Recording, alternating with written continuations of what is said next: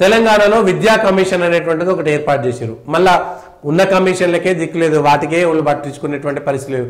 కేవలం నామినేటెడ్ పోస్టులుగా రాజకీయంగా పునరావాస కేంద్రాలుగా కమిషన్లుగా మిగిలేటువంటి అవకాశం ఉందా? విద్యా కమిషన్ వేసిరు కానీ వీసీల సెర్చ్ కమిటీ వేసి ఇప్పటిదాకా ఎందుకు వీసీలను నియామకం చేయట్లేదు? వీసీల నియామకం చేయడంలో ఆలస్యం ఎందుకు చేస్తున్నారు రాష్ట్ర ప్రభుత్వం? ఇప్పటికే గవర్నమెంట్ యూనివర్సిటీలన్నింటినీ కూడా మొత్తం పక్కదోవ పట్టిస్తున్నారు.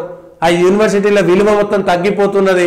ఆ యూనివర్సిటీల విలువ ఉస్మానియాతో సహా కాకతీయతో సహా ఏ యూనివర్సిటీలో సరే కేజీ నుంచి పీజీ దాకా విద్యార్థులు రావడానికి ఒకప్పుడు ఉస్మానియా ఇంజనీరింగ్ కాలేజీలోకి మొట్టమొదట ఇంట్రెస్ట్ తీసుకొని వచ్చిన వాళ్ళు ఇప్పుడు ఆ ఉస్మానియా ఇంజనీరింగ్ కాలేజీకి రావడానికి కూడా ఎవరు ఇష్టపడతలేరు.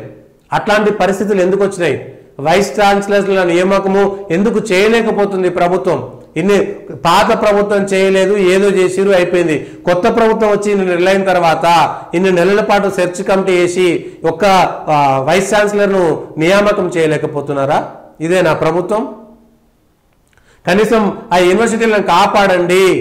ఆ వీసీలు వస్తే అక్కడ ఉన్నటువంటి మంచి చెడులు వస్తే అప్పుడు ఆ యూనివర్సిటీల స్థాయి విశ్వవిద్యాలయాల స్థాయి పెరిగేటువంటి అవకాశం ఉంటుంది.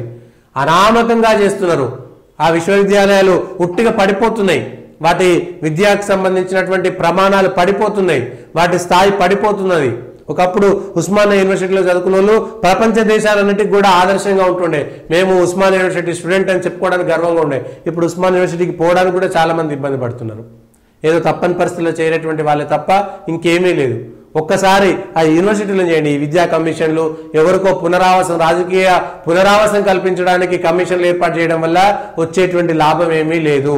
ఈ విషయాన్ని ప్రభుత్వం గుర్తించి వెంటనే వీసీల నియామకము వెంటనే యుద్ధ ప్రాతిపదికన చేసి ఆ విశ్వవిద్యాలయాలను కాపాడండి.